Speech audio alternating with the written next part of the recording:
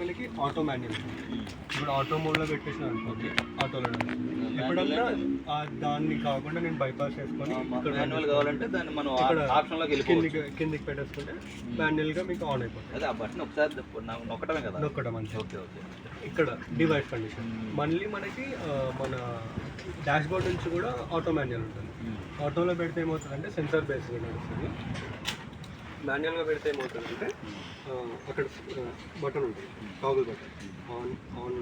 ఆన్కి పెట్టేసి ఆన్ కొట్టేసి ఇక్కడ కమాండ్ వచ్చేసి ఆన్ చేయాలి. నేను డాష్ బోర్డ్ నుంచి చూపిస్తాను, క్లియర్ ఉంటుంది.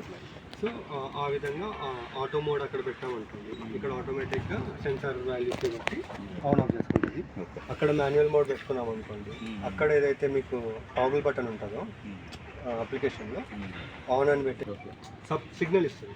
ఆ సిగ్నల్ ఇచ్చినప్పుడు మీకు మీ హోల్ ఎక్విప్మెంట్ కూడా ప్రొటెక్టెడ్ ఉంటుంది. ఏంటంటే ఇది స్పైక్స్ వస్తాయి. స్పైక్స్ వచ్చినప్పుడు ఆ కాంటాక్టర్ ఏం చేస్తుంది, దానికి రేటెడ్ వోల్టేజ్కి అండ్ ప్రొటెక్టెడ్ వోల్టేజ్ ఉంటుంది కదా, దానికంటే ఎక్కువైంది అనుకోండి, అది ఆపేసి మళ్ళీ డివైస్ సైడ్ కూడా బైపాస్ అవ్వకుండా చూస్తుంది. మీ సైడ్ నుంచి వీటికి సిబిల్